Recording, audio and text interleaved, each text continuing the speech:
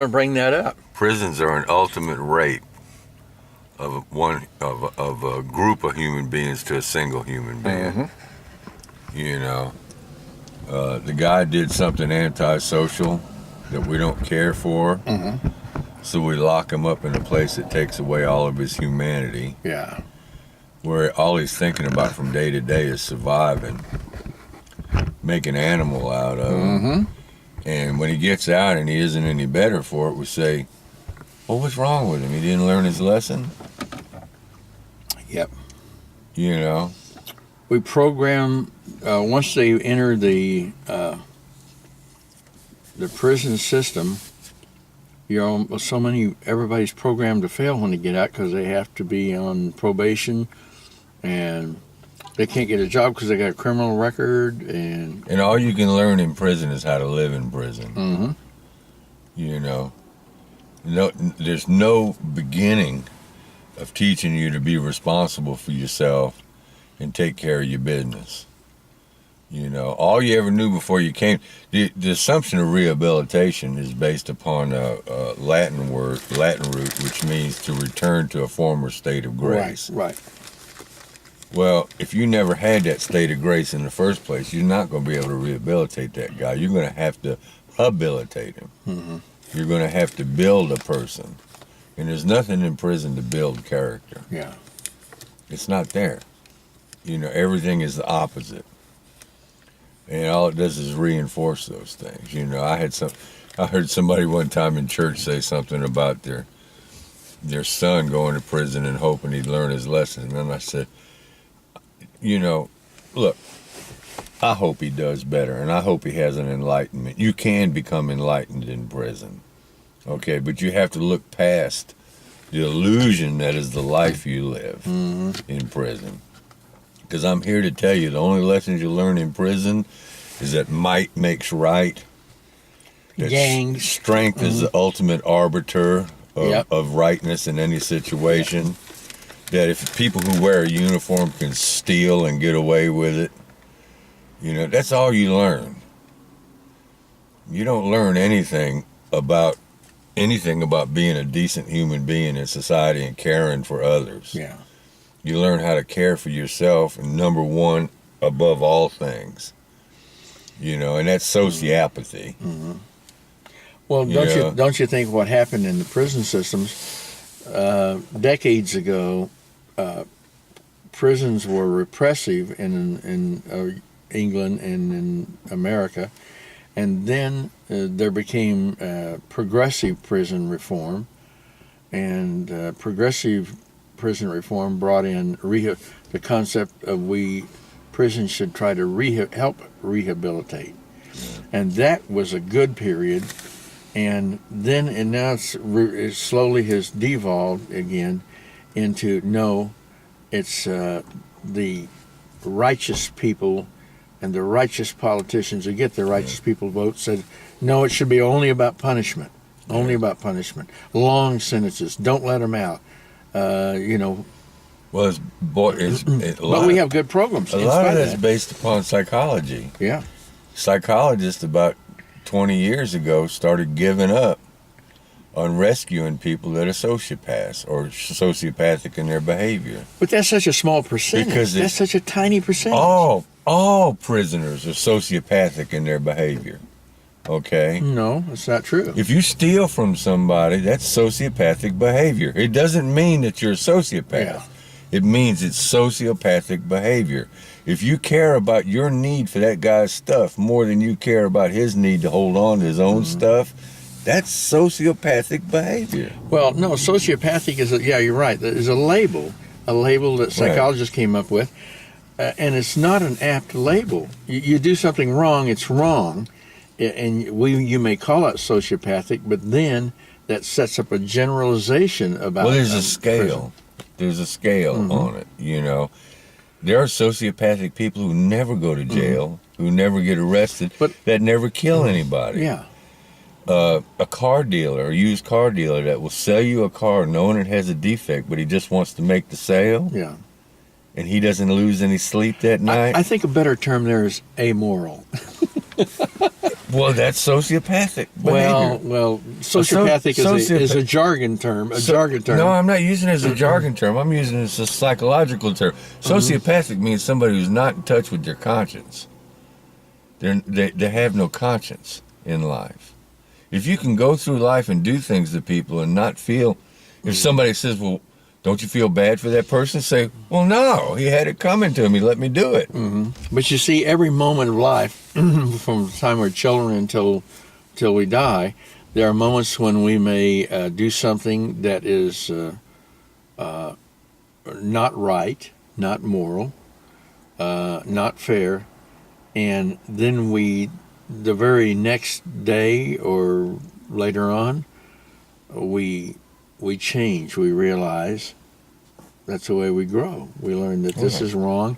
I have a conscience. You develop a conscience. You say, I don't like that. So I wouldn't say that's like sociopathic. I think I'm that's saying it's sociopathic if you do it when you're 20 years old and you're 60 and you still argue that it was the right thing to do. Yeah, okay. That's what I'm saying. But let's go back to my point. I'm not saying the person is a sociopath. I'm saying that this thinking is sociopathic. I don't like the idea of putting the title on. And this is where the problem came in the prison system, was they started saying these hardened criminals are sociopaths, and there's nothing we can do for them. Yeah. There's no real treatment for them. And then the people who have the money and make the laws said, well, what's the point? Let's build supermaxes. Let's give them longer sentences. Let's lock them up. Why are we even trying to rehabilitate these people?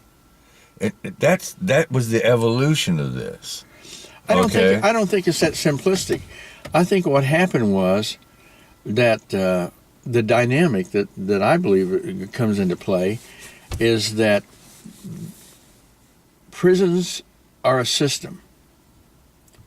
A system wants to guarantee. Oh yeah, that's the income. huge part of it. Well, that's a huge part of it. That's what really happened. Yeah. It became a big business, and the prisons can wag, or the tail that can wag the dog. Yeah. Because they say we're the only thing that's keeping these bad guys in, and if you don't want to build more beds, and if you don't want to send more people to prison, then you're going to be in deep trouble, because we're all there is. Yeah. So see, that's the dynamic that I see. Money is, prison systems are big business. And it becomes a circular thing. You have a whole industry of people that support this, that have nothing to do with actually running the prison, but they build them, they send goods to them and services to them and stuff like that. Oh man! And then you have the actual people that run the prisons.